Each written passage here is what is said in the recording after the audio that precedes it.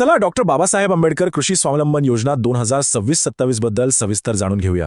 शेतीचं उत्पन्न आणि पाण्याची सोय वाढवायची असेल तर ही योजना नक्कीच मदतीची ठरू शकते. म्हणजे सिंचन आणि शेतीच्या इतर गरजांसाठी थेट आर्थिक मदत या योजनेतून मिळते. एक गोष्ट स्पष्ट आहे, ही योजना खास करून अनुसूचित जाती आणि नवबौद्ध शेतकऱ्यांसाठीच आहे.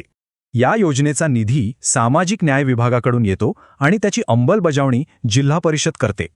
आता सर्वात महत्त्वाचं बघूया नक्की काय काय आर्थिक लाभ मिळतात ते. अगदी बरोबर, तब्बल 4 लाख रुपये. हे अनुदान आहे सिंचनासाठी, नवीन विहीर बांधण्यासाठी. खूप मोठी मदत आहे ही. आणि फक्त नवीनच नाही तर जुन्या विहिरींसाठी अनुदान आहे 1 लाख रुपयांपर्यंत.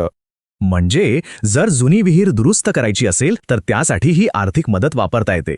इतकंच नाही तर शेततळ्याचं अस्तरीकरण, पंप, पाईप्स आणि वीज कनेक्शनसाठीही मदत मिळते. पण एक महत्त्वाची गोष्ट, हे सगळे लाभ पॅकेजमध्ये आहेत आणि फक्त एकच पॅकेज निवडता येतं. ठीक आहे, पण मग या योजनेसाठी अर्ज कोण करू शकतं? पाहूया पात्रता. शेतकरी अनुसूचित जाती किंवा नवबौद्ध असावा. आणि हो, वार्षिक उत्पन्नाची अट आता काढण्यात आली आहे. आता अर्ज कसा करायचा? सगळी प्रक्रिया ऑनलाईन आहे. चला टप्पे बघूया.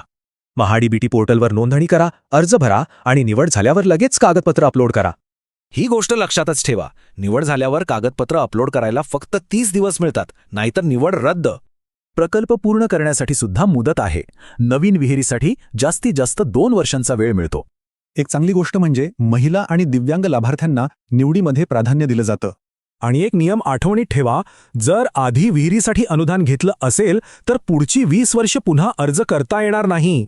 तर मग ह्या सगळ्या माहितीचा सार काय? थोडक्यात, ही योजना फक्त एक अनुदान नाही, तर शेतीला स्वावलंबी बनवणारं एक संपूर्ण पॅकेज आहे. अधिक माहिती हवी असल्यास आपल्या जवळच्या जिल्हा परिषदेतील कृषी विकास अधिकाऱ्यांशी नक्की संपर्क साधा.